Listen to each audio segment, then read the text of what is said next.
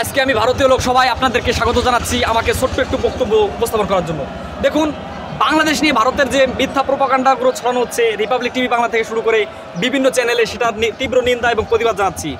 মাননীয় স্পিকার, ভারত একটি সভ্যতাশী দেশ হিসেবে এতদিন পরিচয় দিতেছিল, কিন্তু এই বিজেপি গভর্নমেন্ট ক্ষমতা আসার পর থেকে নানামুখী সমালোচনা কিন্তু ভারতকে একটা কুড়ে কুড়ে খাচ্ছে বলা যায়।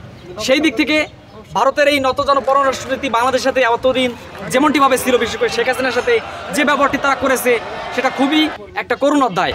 সেই দিক থেকে বর্তমানে বাংলাদেশে একটা বিপ্লবের মাধ্যমে একটি বিপ্লবী সরকার গঠিত হয়েছে, তাদেরকে তাদের মতো থাকতে দিন। তাদের উপর আপনারা যে মিডিয়া প্রোপাগান্ডাগুলো ছড়াচ্ছেন, বিশেষ করে সংখ্যালঘু ইস্যুকে কেন্দ্র করে, বাংলাদেশে কোনো সংখ্যালঘু নির্যাতন হয় না, এটা আমি পার্লামেন্টে দাঁড়িয়ে আপনাদেরকে দ্ব্যর্থহীন ভাষায় বলে দিতে পারি। সেই দিক থেকে আপনাদের কয়েকটি স্বার্থের জন্য আপনারা এই দেশের উপর যেভাবে উঠে পড়ে লেগেছেন সেটা খুবই একটা কলুষিত অধ্যায়।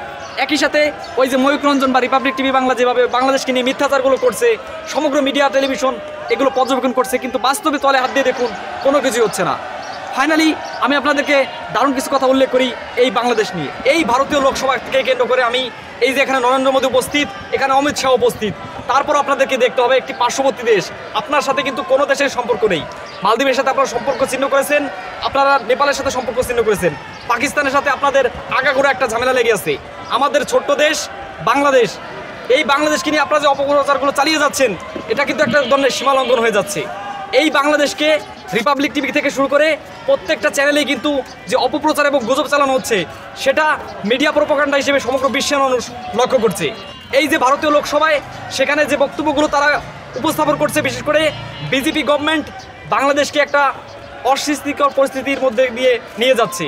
সেই দিক থেকে আজকে এই পার্লামেন্টের সামনে দাঁড়িয়ে আমি স্পষ্টভাবে বলে দিতে চাই, নরেন্দ্র মোদী সরকার যদি বাংলাদেশকে সেই নতজানু পররাষ্ট্রনীতির মাধ্যমে দেখে, তাহলে সেটা হবে একটা কলুষিতজনক অধ্যায়।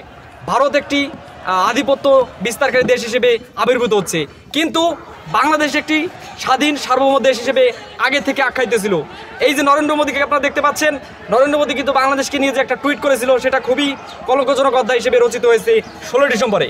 16 ডিসেম্বরে সে বাংলাদেশকে নিয়ে কী বলেছে, এই বাংলাদেশ নাকি কোনো কথা সে উল্লেখ করে নাই, বরং সে পাকিস্তানের কাছ থেকে ভারতের স্বাধীনতা নামে সে উল্লেখ করেছে। মাননীয় স্পিকার, এই নরেন্দ্র মোদী প্রশাসন বাংলাদেশকে একটা নতজানু পররাষ্ট্র নীতির মাধ্যমে কিন্তু একটা কলুষিতজনক অধ্যায়ে নিয়ে গেছে। একই সাথে বলতে চাই, বাংলাদেশের যে নীতিগুলো তাদের ব্যক্তিগত নীতি, তারা শেখ হাসিনাকে সরিয়ে দিয়ে একটা বিপ্লবের মাধ্যমে ডক্টর ইউনূস প্রশাসনকে বসিয়েছে, আর আপনারা এই ইউনূস প্রশাসনের বিরুদ্ধে নানামুখী বদনাম এবং গুজব ছড়িয়ে যাচ্ছেন, এটা কোনোভাবে বরদাস্ত করা হবে না। মাননীয় স্পিকার, আমি আরেকটা জিনিস বলতে চাই, ভারতের যে বিষয়গুলো হচ্ছে সেটা বাংলাদেশের কেন্দ্রীয় বিষয়গুলোর প্রতি আপনাদেরকে দৃষ্টি দিতে হবে, কিন্তু কোনোভাবেই তাদের পররাষ্ট্রনীতিকে খর্ব করা যাবে না। আপনারা এতদিন নদীর পানে আটকে রেখেছেন, সীমান্তে বহুত মানুষ হত্যা করেছেন। এই মোদী সরকার, বিজেপি গভর্নমেন্ট এবং অমিত শাহ সবসময় কিন্তু চুপ করেছিল, তারপরেও তারা কোনো কথা বলে নাই, একমাত্র শেখ হাসিনার কারণে বর্তমানে তারা এই পররাষ্ট্রনীতি থেকে সরে আসছে। এমনকি আদানি পাওয়ার প্ল্যান্ট বা আদানির চুক্তির মাধ্যমে বাংলাদেশের বিদ্যুৎ খাতে যে অনিয়ম এবং লুটপাট হয়েছিল, তার পিছনে কিন্তু এই ভারতই মদত দিয়েছিল। একই সাথে সংখ্যালঘু ইস্যুকে কেন্দ্র করে ভারত কিন্তু নানামুখী একটা অপপ্রচার চালানোর চেষ্টা করছে। মাননীয় স্পিকার, একই সাথে ফাইনালি যেটা বলি, এই বাংলাদেশকে বাংলাদেশের মতো থাকতে দিন, এবং আপনাদের যে একটা ভুল পররাষ্ট্রনীতি সেটাকে কোনোভাবেই বরদাস্ত করা হবে না। ফাইনালি যেটা বলি, আমি পার্লামেন্ট থেকে স্পষ্টভাবে বলে দিতে চাই, ভারত একটি ভালো দেশ, তবে তাদের সবার সাথে বন্ধুসুলভ আচরণ হিসেবে আপনাদের দেখতে হবে, এবং বাংলাদেশ ছোট দেশ হিসেবে তাদেরকে রিপাবলিক টিভি বাংলা বা আজ তাক টেলিভিশনের মাধ্যমে যে অপপ্রচারগুলো চালানো হচ্ছে, সেটা অনতিবিলম্বে বন্ধ করতে হবে।